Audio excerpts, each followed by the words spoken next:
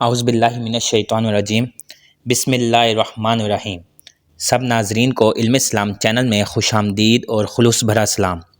میرے پیارے عزیز دوستو، ان ویڈیوز کی تیاری اور ایڈیٹنگ میں انتہائی احتیاط کی جاتی ہے، پھر بھی انسان ہونے کے ناطے کسی آیت کا ترجمہ یا کسی حدیث کا ترجمہ غلط ہو جائے تو میں اللہ تعالیٰ سے معافی کا طلبگار ہوں۔ ناظرین سے گزارش ہے کہ اگر کوئی غلطی سامنے آئے تو کمنٹس میں مطلع فرمائیں۔ میرے دوستو، انسان کو کل عقل بھی مل جائے تو پھر بھی اللہ کی حکمت کا وہ احاطہ نہیں کر سکتا۔ رب کریم کو زیادہ پتہ ہے کہ ہمارے لیے کون سی چیز بہتر ہے اور کون سی چیز ہمارے لیے نقصان کا باعث ہے۔ اللہ تبارک و تعالی کی حکمت یہ چاہتی ہے کہ میرے بندے پریشان نہ ہوں۔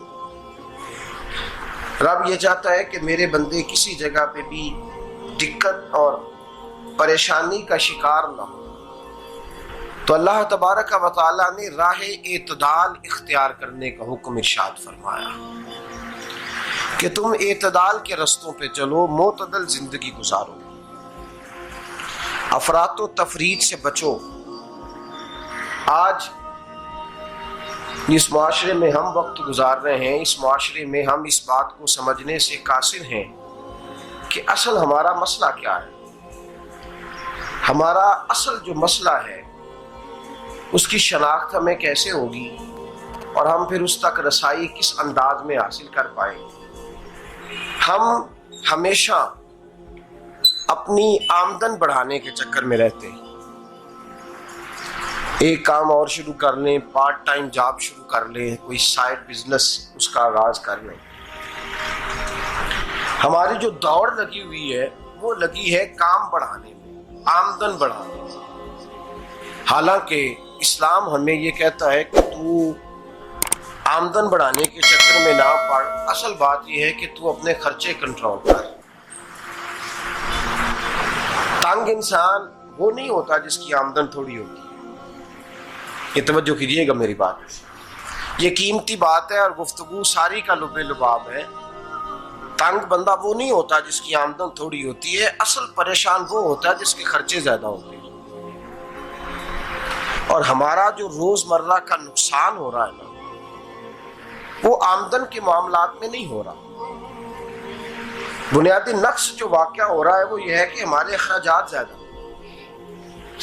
اور وہ اخراجات کسی اور نے نہیں بڑھائے، وہ خرچے ہم نے خود بڑھا لیے ہیں اور اب ہمیں اس کا نقصان بھگتنا پڑ رہا ہے۔ اور اگر آپ صحیح معنوں میں ٹٹولیں تو جو بہت امیر لوگ ہیں وہ تو ان خرچوں سے بچ گئے۔ میں نے بہت سارے ایسے ختمات میں شرکت کی ہے، میں بہت ساری ایسی جگہوں پہ گیا ہوں کہ جہاں لوگوں نے بڑا مختصر سا ختم دلایا ہے تو ہو گیا ہے ختم۔ ختم کے معاملے میں کب کسی نے پابندی لگائی ہے کہ اس میں 200 آدمی شریک ہوگا تو تب یہ سال ثواب صحیح ہو سکے گا؟ کون کہتا ہے؟ یا شادی کے موقع پر اگر سارے بہن بھائیوں کو نہ بلایا گیا تو میری شادی پایہ تکمیل تک نہیں پہنچے گی، اس میں برکت نہیں ہوگی، یہ کس نے فتویٰ دیا ہے؟ معتدل زندگی کا اسلام حکم دیتا ہے۔ میں پڑھ رہا تھا کہ ایک بہت بڑا صدر ہے، غالباً سوڈان کے صدر کی بات ہو رہی تھی، تو اپنے بیٹے کی بارات لے کے گیا تو 4 لوگ گئے ہیں بارات، اور 15 لوگوں کا اس نے اہتمام کیا اپنے گھر میں کھانا کھانے کا، تو کیا شادی ہو گئی کہ رک گئی؟ تو بھائی راگ الاپنا اس بات کا کہ بڑی پریشانی ہے، کوئی سائیڈ بزنس شروع کیا جائے فلان جگہ فلان جگہ فلان جگہ، تو اصل معاملہ یہ ہے کہ پہلے ایک بندہ کماتا ہے تو پھر بھی گھر ہی چلتا ہے، پھر بڑا بیٹا ساتھ شامل ہوتا ہے تو پھر بھی گھر ہی چلتا ہے، پھر منجلا بیٹا شامل ہوتا ہے تو پھر بھی گھر ہی چلتا ہے۔ جو رونا دادا جی رویا کرتے تھے کہ بڑی مصیبت ہے، بڑی مشکل ہے، گاؤں میں رہ اکیلے ہوتے تھے اور وہ 5 بچوں کو اور 4 بچیوں کو وہ پالتے تھے، تو جو وہاں پریشانی تھی وہی آج پریشانی شہر میں آ کر پڑھ لکھ کر موٹی تنخواہ لے کر وہی پریشانی ہمیں ہے۔ تو میں اس نتیجے پہ پہنچا ہوں اس کو پڑھ کے، قرآن مجید کی چند آیات کو دیکھ کر اور اس مفہوم کی جو حدیثیں کتب احادیث میں پائی جاتی ہیں، اور ہمارے بزرگوں نے ہمیں جو مزاج اس حوالے سے دیا ہے، میں اس نتیجے پہ پہنچا ہوں کہ مسئلہ آمدن کا نہیں، مسئلہ خرچے کا ہے۔ ہمارے خرچے بنیادی طور پر زیادہ، اور اگر پھر ہم زیادہ بوجھ خواتین پہ ڈالتے ہیں کہ وہ مطالبے زیادہ کرتی ہیں، اور اگر آپ مجھ سے پوچھیں تو خواتین کی بھی اگر کسی جگہ کوئی عادت خراب ہوتی ہے تو اس میں اصل کردار اس کا ہوتا ہے جو وہ عادت خراب، تو کیوں اپنے گلے سے اتار کے آپ کسی کے گلے میں بات ڈالنے کے چکر میں ہیں؟ وہ خواتین کی طبیعت نہیں ایسی ہے، اصل بات یہ ہے کہ ہم نے عادت ڈالی ہے، ہم نے یہ مزاج ان کو دیا ہے تو ان کا بنا ہے، نہ کیسے بن سکتا۔ تو اعتدال جب تک زندگی میں نہیں ہوتا، پانی پیاس بجھاتا ہے لیکن ایک گلاس ہی ہو تو پیاس بجھاتا ہے، بالٹی کو منہ کو لگائے گا تو کپڑے بھگو دے گا اس کے۔ حالانکہ پانی بری چیز کا نام نعمت ہے نا بہت بڑی اللہ کی، لیکن پیالے میں ہی اچھا لگتا ہے۔ کوئی مٹکا منہ کو لگائے گا تو تانگ ہوگا، پیالہ ہی بہتر ہے اس کے لیے۔ تو میرے دوست، مٹکے سے بھی بعض اوقات کام چل جاتا ہے، لیکن اگر کوئی کہے نہیں مجھے دریا ہی چاہیے تو اس کا تو گھر بہہ جائے گا، سارا گھر بہہ جائے گا اس کا۔ ہمیں دریا قابو کرنے کا موڈ بنایا ہوا ہے تو اس سے گھر بہا کرتے ہیں، اس سے گھر بنا نہیں کرتے۔